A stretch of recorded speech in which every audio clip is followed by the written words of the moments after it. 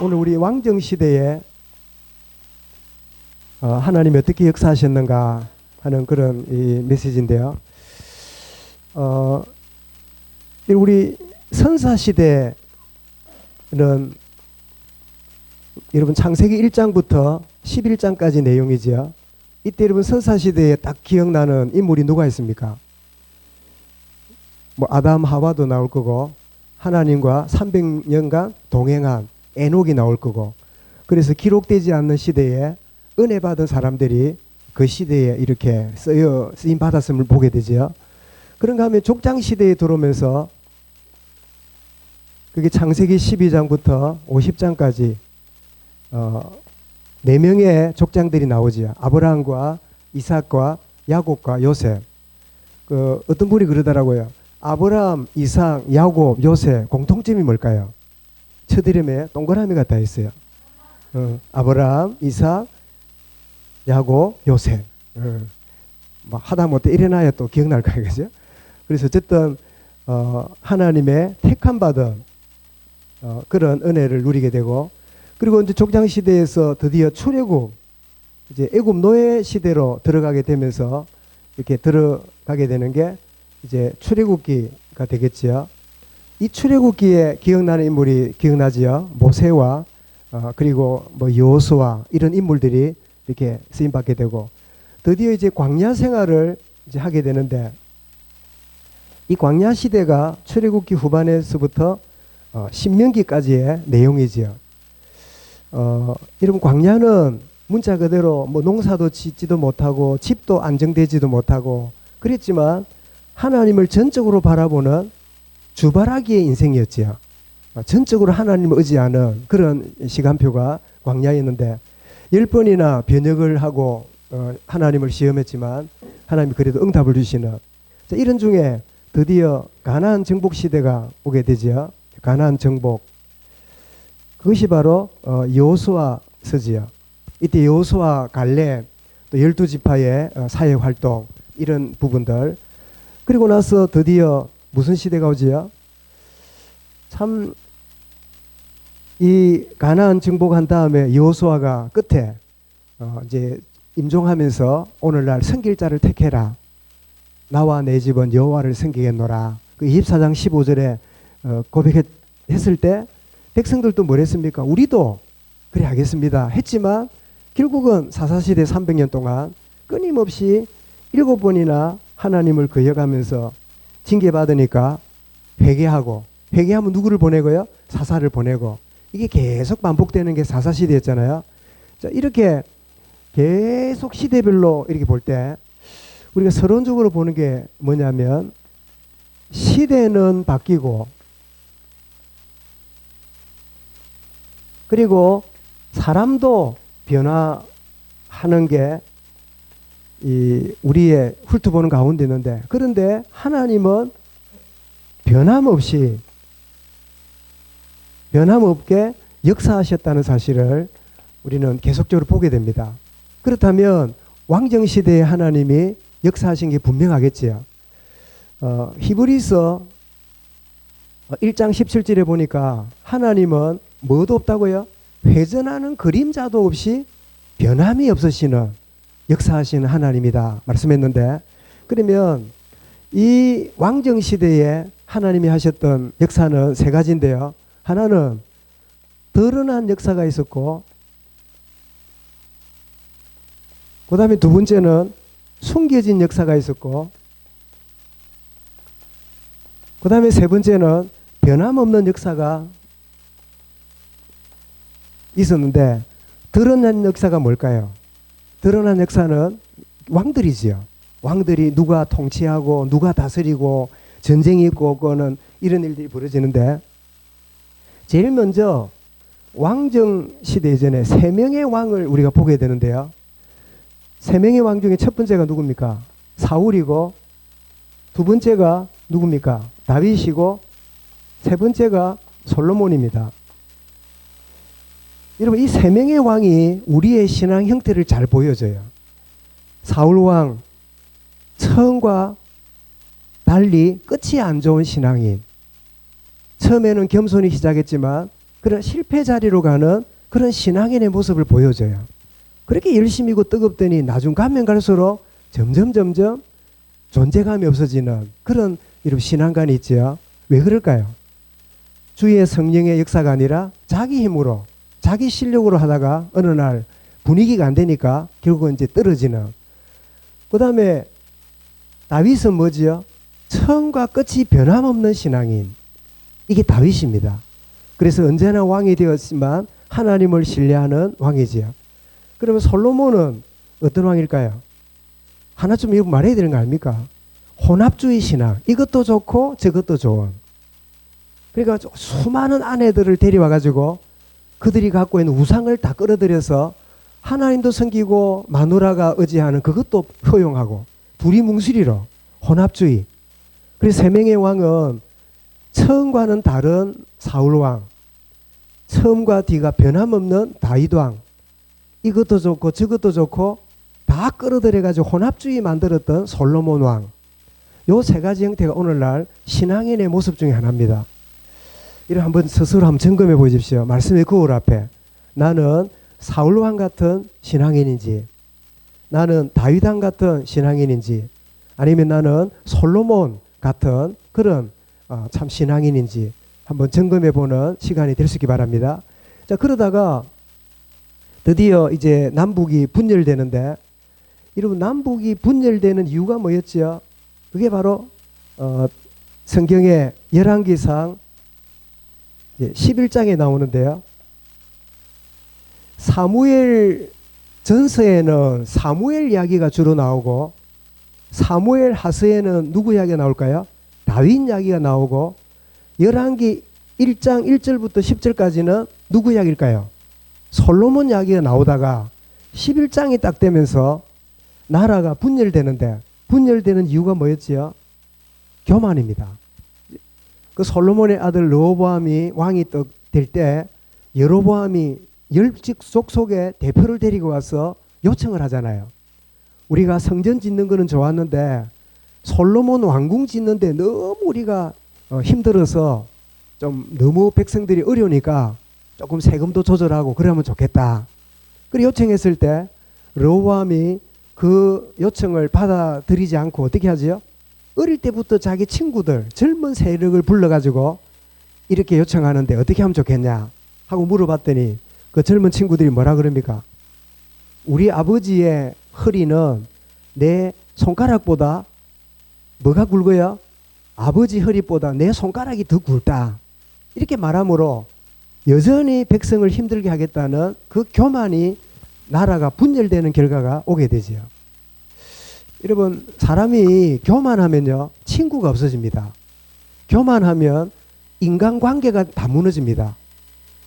여러분 교만은 이 똑똑한 사람이 좀 주로 교만할까요? 무식한 사람이 주로 교만할까요? 좀 똑똑한 사람이 그랬지요. 그래 무식한 사람은 교만 안 할까요? 그걸 교만이라 안 하고 똥꼬집이라 하는 거예요. 응? 여러분 교만하거나 똥꼬집은 똑같아요. 마침 좀 배웠기 때문에 교만이고 못 배웠는데 자기 주장하면 똥꼬집이라거든. 그러면 교만하거나 똥꼬집 가진 사람은 친구관계 어찌 돼요? 대인관계 다 무너져요. 가족관계도 잘 안 돼요.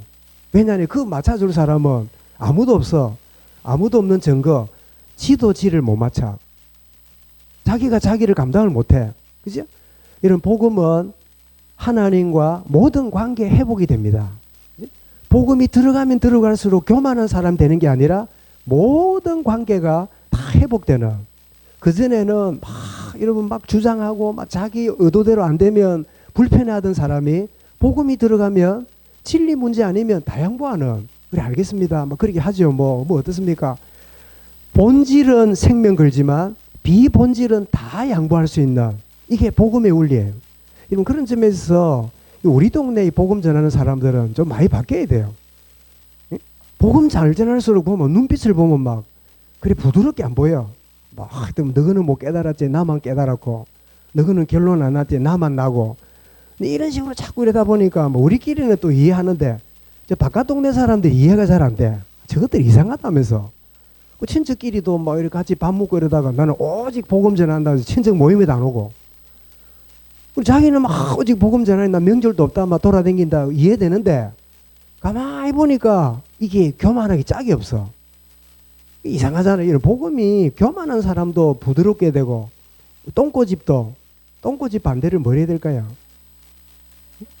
내가 너무 안 맞네. 오전에 내가 좀 품위 있게 말해야 했는데 오후에 내가 바로 똥꼬집이라고 이렇게 품위 없는 말을 쓰고 있네. 이제 제 수준이 그런 걸 이해하시기 바랍니다.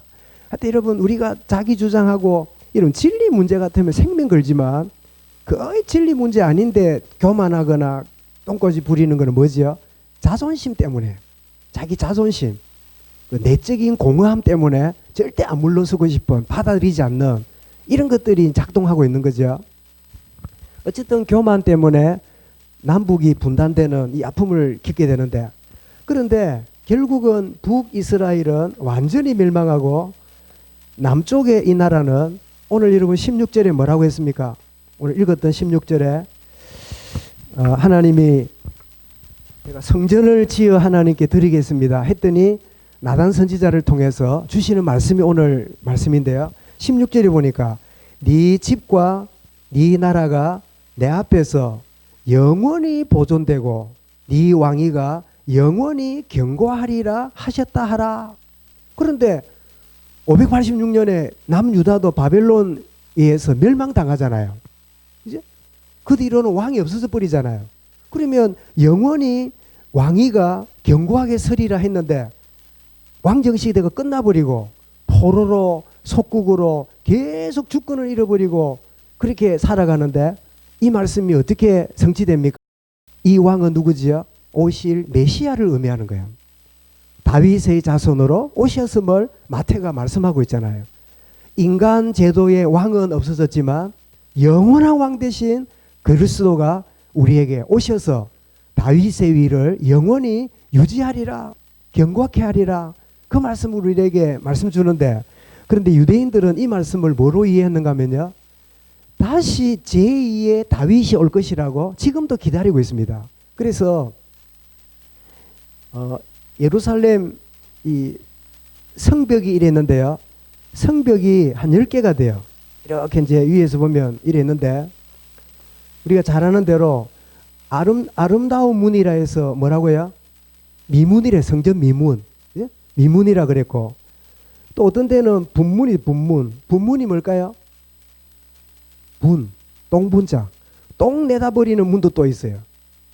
하여튼 뭐 여러 이제 다메섹 문도 있고 다메섹으로 가는 길이라고 많은 문들이 성에 들어가고 나가고 하잖아요. 그런데 딱 하나 남겨놓은 문이 하나 있는데 이 문은 모양은 있는데 아직 열리지 않아요. 이 문이 뭐예요? 황금문이라고 골든 게이트인데 메시아가 오시면 요 문으로 모실 거라고 그들은 이 문을 끝까지 딱 유지해 놓고 있습니다.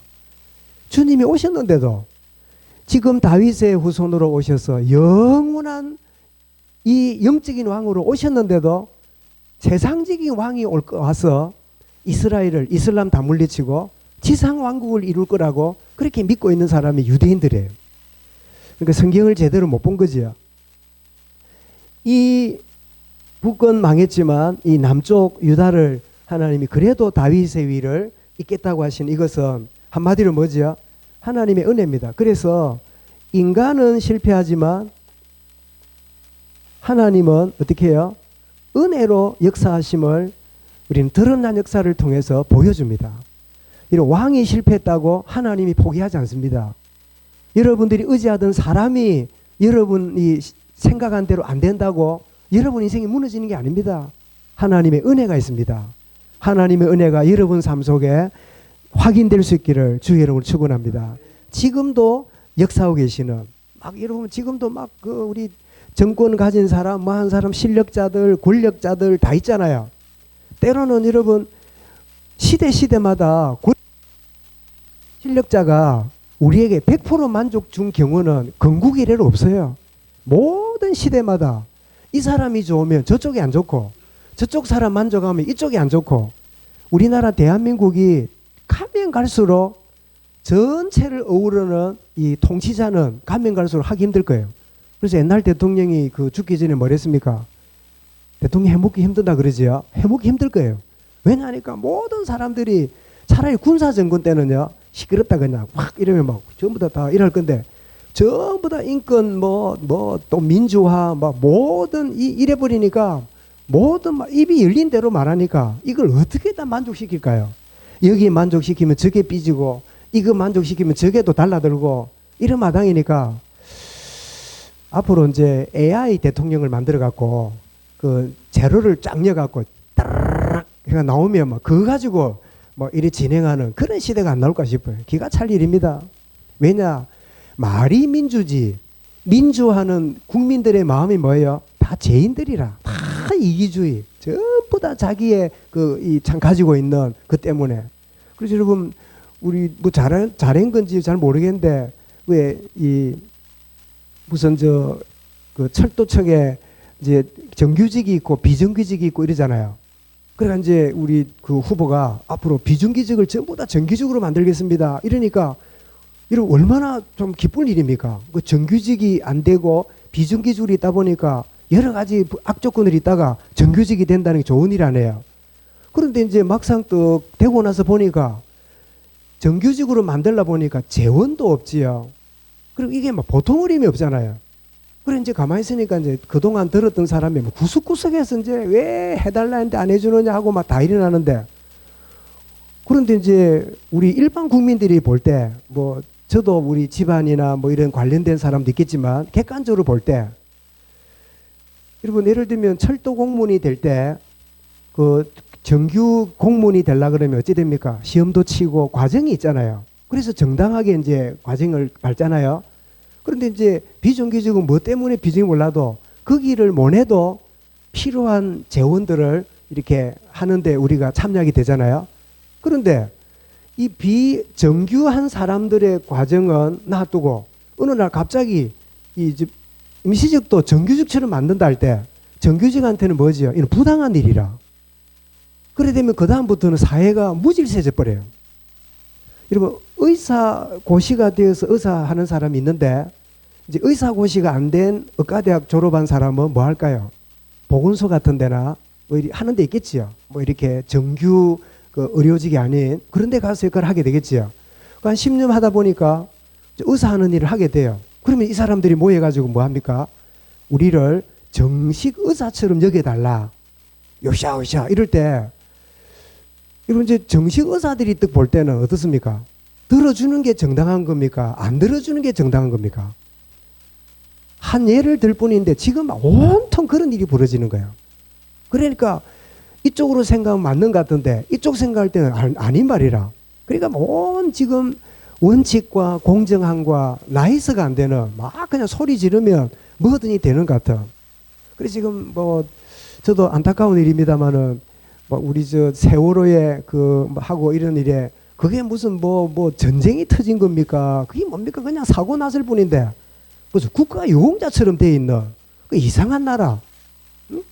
그리고 뭐 형제복지원 뭐 사건 두고 지금 국회에서 이런 사람도 있다 대 텐트 쳐놓고 이러는데 제가 거기 몇 년 그 원목실에 있었잖아요. 그 사건 터지고 할 때 내가 그 사람들 압니다. 그래 막 술 먹고 온 길거리에 막 이래가 감옥서 보내도 안 되는 사람들 그 와가지고 뭐 그 취직훈련, 운전면허, 목공훈련, 뭐 붓글씨, 그림 그리는 거 다 해가지고 사회 보내면요. 심지어 운전면허증 따가 내 보내잖아요.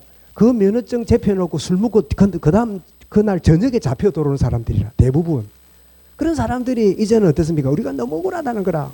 내가 원통하다는 거라. 거기서 보낸 세월을 내가 내 세월을 돌리도 참 기가 찰 일이에요. 저도 거기서 운전을 배웠습니다만 참 여러분 인간은요 어떤 누구를 세워도 인간은 완벽하지 못해요. 그래서 뭐가 필요합니까? 하나님의 은혜가 필요한 거예요. 이 사회가 막 부조리하고 원하는 대로 안 되고 기대한 대로 안 된다고 거기에 우리가 중심을 담는다면 그거 틀린 겁니다. 이런 가운데도 하나님 은혜로 내 인생과 우리의 삶을 인도하신다. 여기에 대한 여러분 답을 얻어야 되는데 드러난 역사 때문에 여러분이 너무 만족하려 하지도 말고 그것 때문에 실패했다고 너무 막 여러분들이 낭망할 것도 없어요. 그런 중에도 하나님은 은혜로 인도하신다. 이게 드러난 역사지요. 그러면 두 번째로 숨겨진 역사는 뭘까요? 직함도 없습니다. 일정한 근무 기간도 없습니다. 그리고 조건도 없습니다. 누구든지 이 숨겨진 역사에 쓰임 받았는데 그들이 누굴까요? 그들이 바로 선지자입니다. 왕은 다윗의 후손이고요.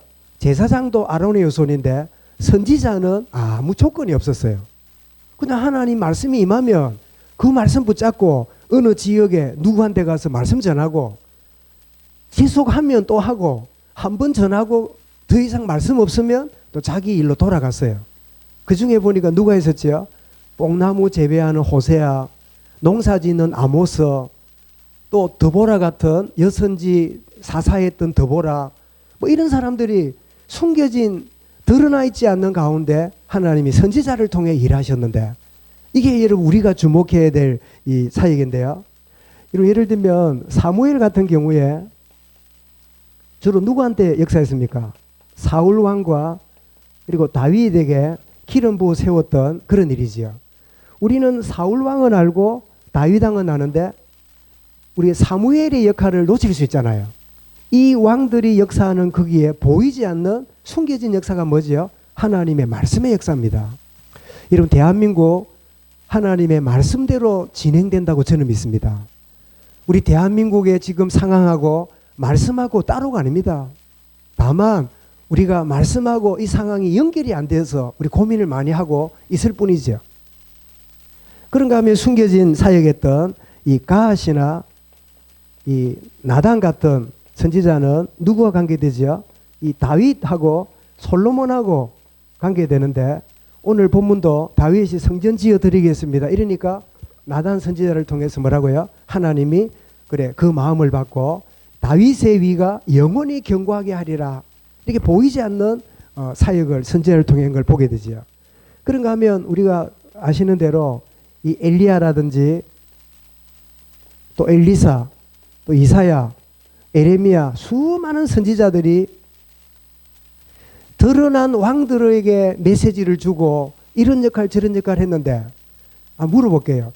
왕들은 왕이기 때문에 이런저런 어떤 기득권도 이랬지만 선지자는 아무 기득권이나 보장받는 게 아무것도 없었어요.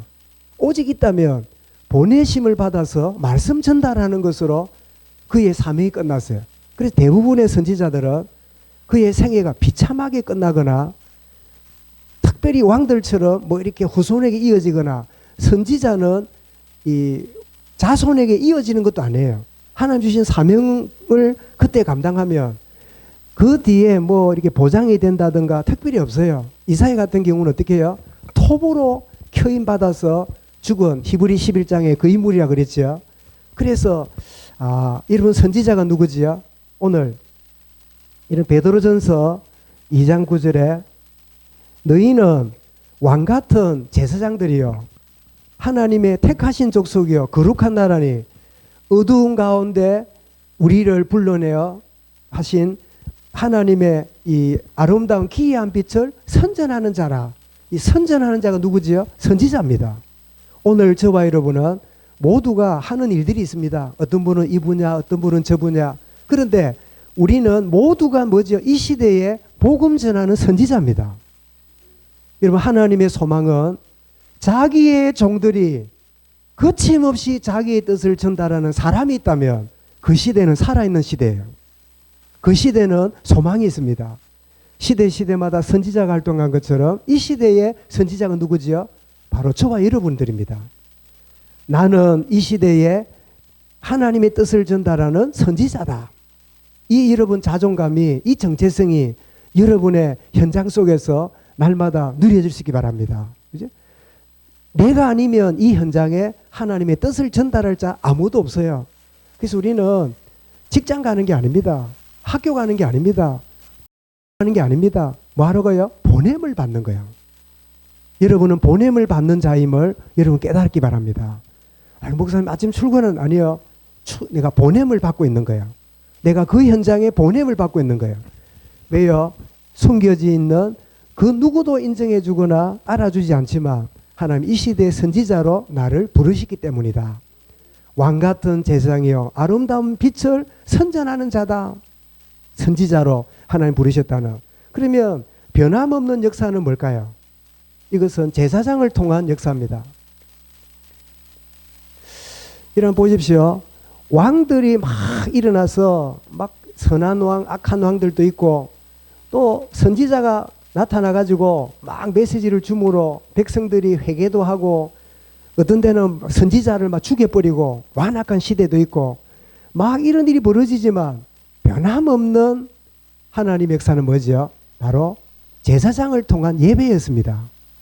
그리고 속죄와 하나님 주시는 응답이 있는 거지요. 여러분의 삶에 어떤 변화들이 있습니까? 변함없는 하나님과의 이 예배의 축복이 여러분 누려주시기 바랍니다. 막 너무 잘 되기 때문에 예배를 놓칩니까? 너무 안 되기 때문에 예배가 내게 의미가 없습니까? 쏘은 거예요. 변함없이. 그래서 왕이었던 이 다윗이 뭐라고 합니까? 시편 23편에 내 평생에 선하심과 참 인자하심이 영원히 가리니 뭐라고? 내가 여호와의 전에 거하리로다. 왕됨의 이 뛰어난 이 명예, 엄청난 부와 영화 명예와 이 존경이 따랐지만 다윗 왕의 진정한 변함없는 중심이 뭐지요? 내가 여호와의 전에 영원히 거하리로다. 그래서 여러분 유아 세례를 어디서 받습니까? 교회에서 받잖아요. 장례를 어디 치릅니까? 우리 교회를 불러서 장례 치르잖아요. 그래서 요람에서 무덤까지 우리 그거는 주로 복지를 두고 말하는데요. 영적으로 보면 요람에서 무덤까지 뭐예요? 예배 가운데 있는 거예요. 저와 여러분 언젠가는 생명이 떨어지면 누가 와서 예배 드릴 겁니다. 이런 불신자들이 이 기독교 하는 걸 보고요. 두 가지 충격을 받습니다. 하나는 죽어서 난리인데 노래를 부르고 있네. 아니 생각해보면 사람 죽어서 뭐 아이고 가만히 있다가도 누구 왔다 뭐 일나라 아이고 이래 하잖아요. 곡한다고. 그 목아파가 옛날에는 상력군을 대놓고 직업군을 대갖고 곡을 했거든. 왜 곡 안 하면 불효자식이라고. 옛날에 그랬던 시대가 있었어요. 근데 본인들이 하기에 목이 아프니까 이제 상력군을 데려놓고 전문적으로 우는 게 시간당 얼마인지 모르겠는데 그래 받았어요. 근데 그런 시대가 있었잖아요. 그런데 또 장례식이라고 해서 심각했는데 뭐 며칠 후 노래 부르겠네. 그리고 그게 이제 뒤터가고 그 다음에 노래를 부르니까 잘 죽었다고 하는 줄 알았더니 그게 아니고 죽으면 끝나고 그럴 줄 알았더니 말씀을 듣고 그러다 보니까요. 아, 기독교인들은 이 땅보다 더 영원한 뭐가 있구나. 이래가지고 정상적인 불신자가요. 장례식 참석했다가 하나님 만나는 경우가 많아요. 그래서 우리는 장례식을 안 하고 뭐랍니까? 장례 캠프라 그래요. 하나님 내가 언젠가는 죽을 텐데 죽는 그 자리에서도 구원의 역사가 있게 하여 주옵소서. 그죠? 이게 우리 기도가 되어야 돼요. 그죠? 변함없는 역사가 제사장을 통해 일어났는데 여러분 제사는 뭐지요? 이 속죄물을 드리잖아요. 속죄물. 누군가 대신해서 짐승이 죽는. 그리고 이 제사는 여러분 제사장 자신을 위해서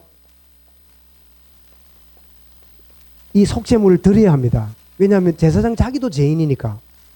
자기도 죄인이기 때문에 백성들을 위해서도 드리지만 자기 죄를 위해서도 드리는. 그러다 보니까 이 제사 제도는 불완전하지요. 그래서 히브리서 7장 27절에 인간 제사장과는 달리 단번에 자기를 드려 모든 제사의 제물을 이루신, 말하자면 이 메시아가 오셔서 단 한 번 십자가에 죽으심으로 우리의 영원한 속죄물이 되시는 그런 축복을 우리에게 주셨음을 말씀하지요. 그래서 여러분 변함없는 역사가 뭐지요? 예수 그리스도는 우리의 영원한 속죄물입니다. 우리가 주의 이름을 부를 때 나는 모르고 부르는데 그 이름 안에 모든 속죄와 용서와 하나님의 은혜가 다 임하는 여러분 하나님의 통로입니다. 약속입니다. 나는 모르고 부르는데 하나님은 그 주의 이름 안에 모든 게 다 포함되어 있어요. 이제 이게 얼마나 은혜입니까? 여러분 우리가 다 알고 기도한다 그러면 저부터 기도 못해요. 왜냐하니까 알아야 될 게 너무 많아. 그런데 여러분 모를수록 기도가 더 단순하고 힘 있는 거 아십니까? 애들이 이제 철이 나고 이러면요, 엄마 아빠한테 잘 말도 못 합니다. 아버지 눈치를 보고, 엄마 눈치를 보고. 어릴 때로 잡니까? 눈치가 됐습니까? 막 되는 대로 입 벌려가지고 내놔라고. 막 울고불고 응애하고 난리 나지요. 알아서 그럽니까? 몰라. 근데 지가 응애하는 그 안에 모든 게 다 들었음을 지는 모르는데 부모는 알아. 그죠? 여보 똥 싸는갑다. 제가 배고픈갑다. 제 봐라 뭐 찝찝한갑다. 가봐라. 뭐 어쩌고. 뭐 이래가지고 조치를 하잖아요. 그렇잖아요. 정말 주의 이름 안에 변함없는 하나님의 은혜와 역사가 계속되었음을 이 왕정시대에 드러난 역사, 숨겨진 역사, 변함없는 역사가 이 삼직을 통하여 계속되어 왔음을 우리가 보게 되는데, 그래서 여러분 정리하면 왕정시대는 한마디로 실패입니다. 모든 왕들이 조금 선한 왕이 있지만요, 왕정시대는 인간의 실패를 잘 보여주는 그림입니다. 그래서 우리에게 뭐가 필요하다고요? 히브리서 4장 16절에 때를 따라 돕는 은혜의 보좌 앞으로 담대히 나아갈지니라. 우리는 실패하는 인생이기 때문에 그래서 더욱 주님 앞에 나와서 은혜 받는 인생이 되어야 돼요. 여러분 예배에 승리하시기 바랍니다. 그런가 하면 실패한 우리에게 뭘 보이죠? 왜 실패합니까? 뭐 놓치면? 하나님 주시는 말씀인 언약 놓치면, 언약 놓치면 실패하는 거예요. 여러분 언약 놓치면 실패한다는 말은 정확하지도 않습니다.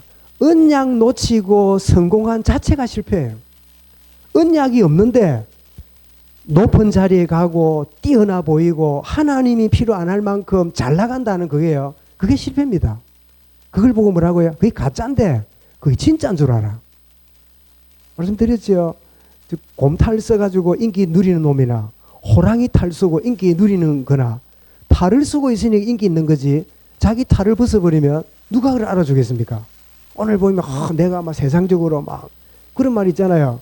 엘리자베스 가 있고 영국에 빅토리아 여왕이 있었잖아요. 엘리자베스 여왕은 결혼을 안 했지요. 평생에 그냥 처녀로 지냈잖아요. 근데 빅토리아 여왕은 결혼하고 그런 가운데 있으니까 뭐가 있습니까? 자기 남편이 있겠지요. 남편이 있겠지요. 그래서 이제 막 근무하고 되면 이제 자기 집으로 이제 퇴근할 거 아니에요. 왕도 자야 되니까. 그래 문을 두드리는데 뭐 누굽니까? 이러니까 여왕이요. 이러니까 남편이 대답될까? 문을 안 열어준다 합니까? 여왕이 내 방에 말라고 들어와. 그래 다시 누구십니까? 이러니까 예 여왕인데요. 처음에는 여왕이다 이랬겠지요. 그래 문이 안 열어져. 근데 누군데요? 이래 여왕인데요. 문 안 열려. 그래요. 예 나예요. 그래 열어줬단 말이죠. 우리가 내가 여왕이면요 내 인생이 여왕인 줄 알아. 내 역할이 여왕일 뿐이에요. 나는 여전히 어떻습니까? 하나님 앞에 은혜가 필요한 존재예요. 그죠? 연약한 존재예요. 우리 사람들은 자꾸 쏙습니다. 반대로 하고 나 같은 게 뭐 포지션도 없고 나는 뭐 어디 가서 뭐 합니까 물어보면 할 말도 별로 없으니까 나는 별거 아니고, 그것도 쏘은 거예요. 여러분이 진정한 자존감을 갖고 있으면 여러분들이 어떤 위치일지라도 상관없어요. 그리고 거꾸로 진짜 자존감을 갖고 있다면 하나님은 여러분을 그냥 두지 않습니다.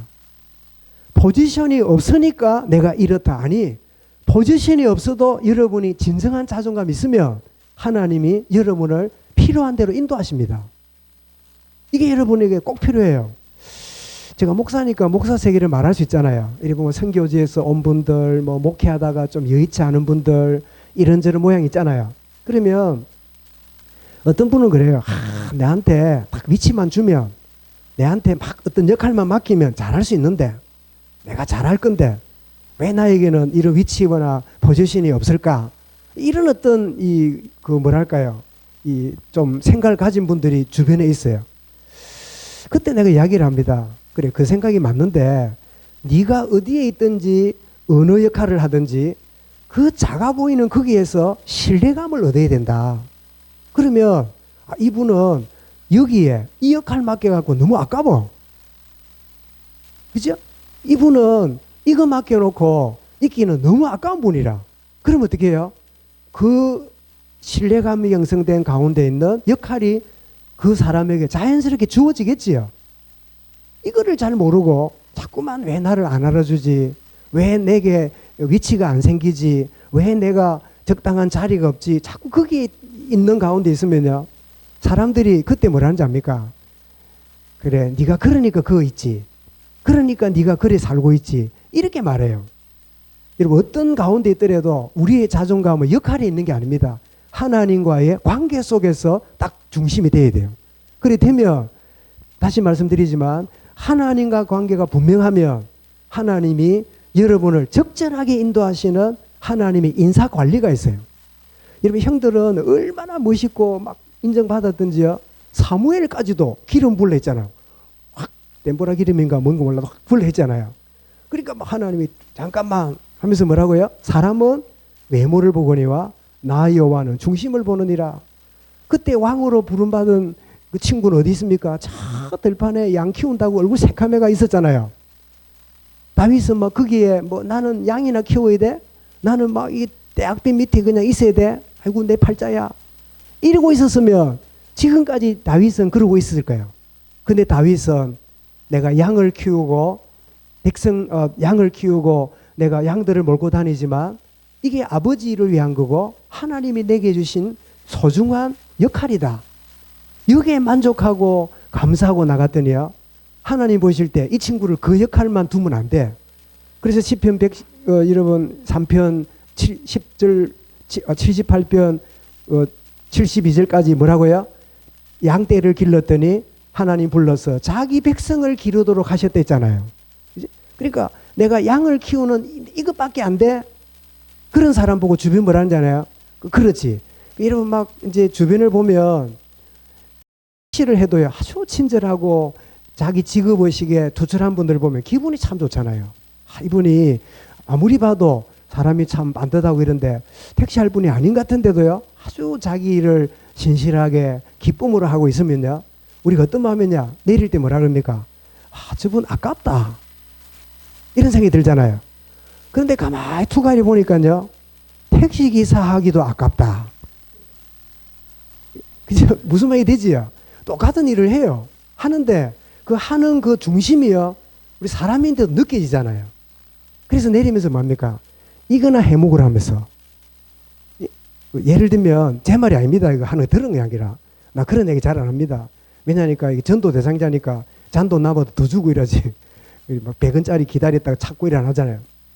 그래, 니나 이거나 해먹어라. 우리 그런 이야기 좀 듣잖아요. 그 말은 뭐지요?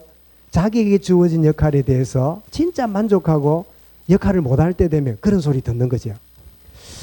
여러분, 언약 놓치면 실패하는 게 아니라 언약 없는 성공은 이미 실패입니다. 사람들은 그거를요, 괜찮다 생각해요. 언약 없이 하나님 말씀 없이도 내 일에 최고를 다하면 나는 얼마든지 성공한다고 착각하고 살아갑니다.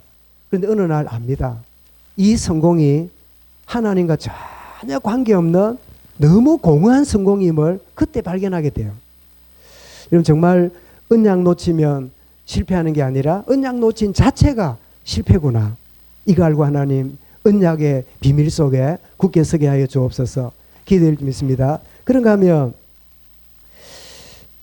여러분, 인간의 실패가 결국은 뭐가 말이죠? 참된 왕이 오셔야 된다는 걸 말씀한다고 우리 오전에도 말씀 나눴잖아요. 오늘 마태복음 2장 2절에 보니까 동방박사가 와서 이렇게 묻습니다. 유대인의 왕으로 나신 이가 어디 있느냐? 유대인으로 왕으로 나신 이가 어디 있느냐? 이렇게 동방박사들이 왕으로 오신 주님을 찾아왔어요. 왕으로 나신 이가 어디 있느냐? 이렇게 묻습니다. 오늘 주님은 여러분이 묻습니다. 그 왕이 어디 계십니까?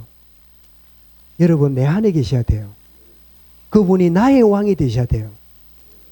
온 여러분 크리스마스 캐롤을 부르고 아무리 화려한 추리를 해놔도 왕 되신 주님이 어디 계십니까? 저 안에 계십니다. 저와 함께 계십니다. 이게 여러분 왕정시대가 보여주는 중요한 마지막 메시지입니다. 그 왕이 내 안에 주인이 되시고 내 인생의 주권자가 되시는 이 축복이 우리가 항상 누려주시기 바랍니다. 그래서 요한복음 여러분 19장 20절과 21절에 예수님이 이렇게 말씀합니다. 빌라도가 이제 그 십자가에다가 패를 하나 붙였어요. 뭐라고 붙였냐니까 유대인의 왕 예수 이렇게 붙였거든요. 그런데 그거를 히브리 말로만 쓴 게 아니고 히브리 말, 그다음에 뭐지요? 로마 말, 그다음에 헬라어를 다 썼어요. 그러니까 히브리 말이니까 히브리어, 로마 말이니까 라틴어, 그다음에 헬라 말이니까 헬라어겠지요. 예수님이 십자가 죽으시는데 세 가지 언어로 썼다는 말은 무슨 말입니까? 예수 그리스도는 만왕의 왕이 되시는 거죠. 그러니까 유대인들이 뭐라 그럽니까? 자칭 유대인의 왕이라고 해주세요. 우리는 왕으로 여기지 않습니다. 우리는 이단의 개수라고 봅니다. 자기 스스로 왕이라고 했다고 써달라고 빌라도한테 부탁하니까요. 빌라도가 뭐라는지 압니까? 나는 내가 해야 될 일을 했습니다 하고 노해요. 참 하나님 방법이 놀랍지요. 종교인들은 엉뚱한 소리 하는데요. 불신 빌라도는 나는 내 할 일을 했으니까 됐다고. 자기는 모르고 했는데 오늘 그리스도는 모든 만왕의 왕으로 오셔서 어디에요? 그 왕이 어디 계십니까? 내 안에 계십니다. 그래서 예수님은 요한복음 이미 14장 20절에 이렇게 십자가를 지시기 전에 말씀했습니다. 내가 아버지 안에, 예수님 말씀합니다. 내가 아버지 안에, 너희가 내 안에, 내가 너희 안에 있는 것을 너희가 알리라. 신비한 연합이지요. 내가 아버지 안에, 너희가 내 안에, 내가 너희 안에 있는 것을 너희가 알리라. 왕이 어디 계십니까? 주님이 내 안에 계십니다. 왕정시대에 역사하셨던 주님은 친히 우리 가운데 가셔서 왕으로 우리 인생을 다스리고 있는 그런 축복의 연말이 되고 또 성탄이 되고 저와 여러분 생애 될 수 있기를 주의 이름으로 축원합니다. 감사합니다. 주님, 왕정시대에 드러난 역사와 숨겨진 역사와 변함없는 역사를 일깨워 주신 것 감사합니다. 왕으로 나시니가 어디 계시뇨 물을 때 내 안에 계시며 내 인생의 주권자가 되시며 나의 모든 통치자가 되심을 고백하며 누리며 자랑하며 나가는 저들의 생애 되도록 인도하여 주옵소서.